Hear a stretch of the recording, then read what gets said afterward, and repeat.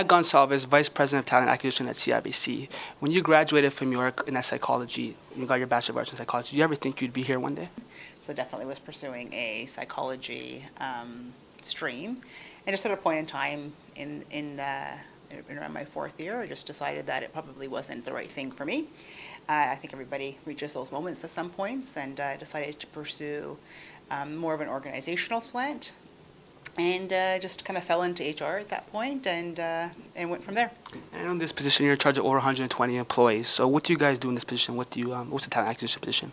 So what we do here at CIBC is we run a talent acquisition team. We're accountable for end-to-end delivery of all non-executive talent across the organization. Last year, we brought on over 17,000 we did 17,000 offers, both internally and externally, to the organization. And so we run across the country. It's a domestic operation. And we service all the business lines in CIBC. I know originally you started in the director position. What was the biggest transition from a director to a vice president in your eyes? I think it's the transition into a non-executive to an executive role. I think is an important one. I think the biggest difference is just kind of overall scope and accountability across the full end-to-end spectrum of talent acquisition. So the good news is I was already in the talent acquisition space, which made the transition a bit easier. But definitely I think it's just broader scope and more breadth. Yeah, for sure. As I mentioned, I think what makes you such great for this piece, you've been with this company for 15 to 16 years, if I'm correct, and you really, really worked the way up. What made you, I guess, want to keep diversifying your skills and keep improving? I think CIBC is a great organization for a couple of reasons. I think it's so dynamic. It's one that it's a strong organization in Canada, and one that really does allow its employees to reinvent themselves in various different ways throughout their careers. I have been fortunate enough to have very challenging opportunities and assignments that have allowed me to grow and develop in the organization, and I think that's true for across the organization and for many of our employees. So I would attribute that to the organizational appetite to have talent grow and develop. And speaking of that, I know you're always called upon for your executional capabilities. So what are some things you've done at CIBC that have demonstrated that? I think the heart of human resources professionals is really to be in a position to enable business success. And so I would say, most of our achievements, or my personal achievements over the last couple of years, they've been varied, but the common theme in all of them have been allowing our business leaders and our business strategies to come to effect. We are a people business. We are a relationship business. Client relationships are the center of everything that we do at CIBC, and that comes down to people. And whether that be on the beginning of the talent cycle, where you're actually out there recruiting and acquiring talent, or whether that be internally as you're trying to make sure that you have the right roles and the right people in roles and the right organizational structures in place, and or developing the talent, I think there's a full employee life cycle that HR really helps come to life. And speaking of recruiting people, one thing that's great about you on your LinkedIn page, you actually say people can contact you if they want to reach. So talk about that. That's really cool, in my opinion. Yeah, listen, I think we have a team here of 120 professionals, but as an organization, we have about 44,000 employees that are active ambassadors for our organization. This is a tremendous place to work with tons of opportunity for us, and so I, like any other leader or employee in the organization, always encourage talent to reach out and to start building networks and making connections. And speaking of networks, from an HR perspective, can I get a guide 1 to 5? A student just graduated. What should he do? What necessary steps should he take to be successful in the workforce? I would say, number one, be focused. Be focused on your job at hand. I think, price of entry is that you could do what you're paid to do and do it well. Number two, I would say is don't ever underestimate the power of relationships. You learn from the best of the talent around you and from the worst of it. You take something away from everything. Yeah. Always reach out and seek and embrace constructive feedback. Okay.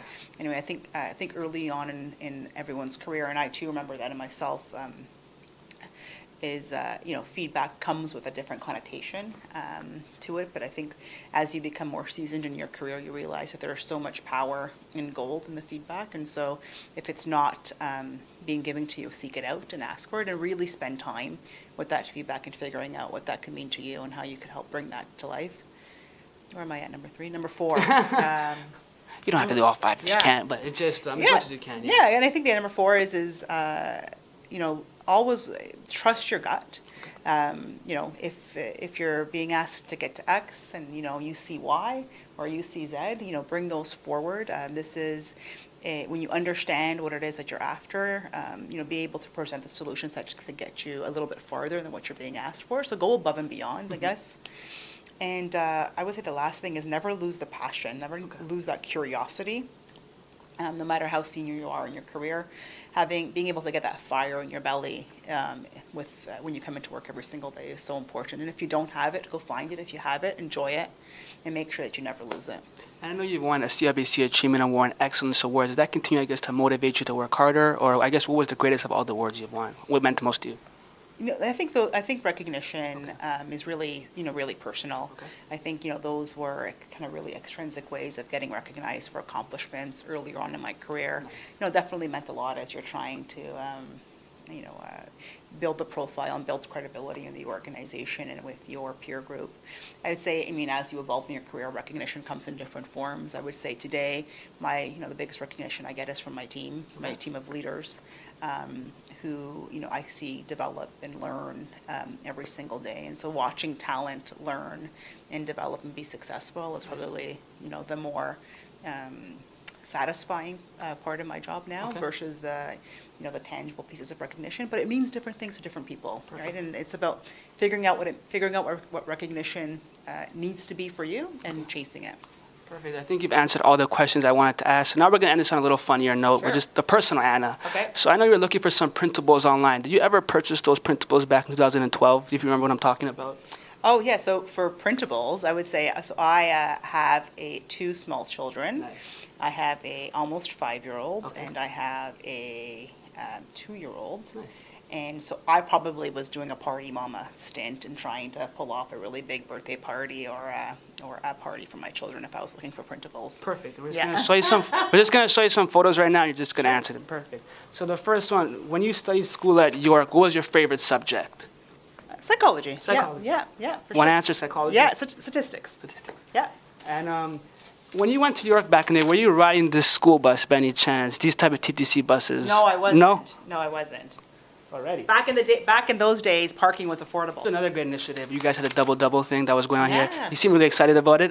Tell me a little bit about this. This is a great initiative. I think it's an opportunity, again, where CIBC is, leading the cause from an innovation perspective, really out there understanding the customer base and providing our clients with alternate options to kind of do business with us. And the partnership with Tim Hortons was just a real reflection of the domestic market in which we're operating in. And it was an opportunity for 2 great organizations to come together into something. A lot of people might be nervous or scared to hit up people of high positions. What advice would you give to them in that aspect? Yeah, I would say a lot of students kind of think the higher you go, the better it is. And I would encourage students to kind of say, not necessarily the more senior you go that you're going to get airtime or whatnot. I think there are tons of folks in the organization, tons of leaders, tons of HR professionals in the organization that probably will have more of that advice and context to offer and a more appropriate piece. I think LinkedIn's a great place to do so. Know what you're interested in, and then start to narrow it down from there. But don't necessarily shoot for the senior folks, because the truth of the matter is, in an organization,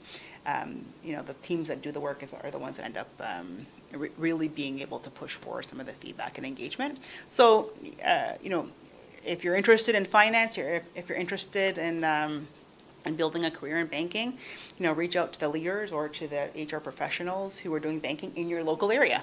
And I think that's what makes, the best. That would be my encouragement, is build networks that make sense.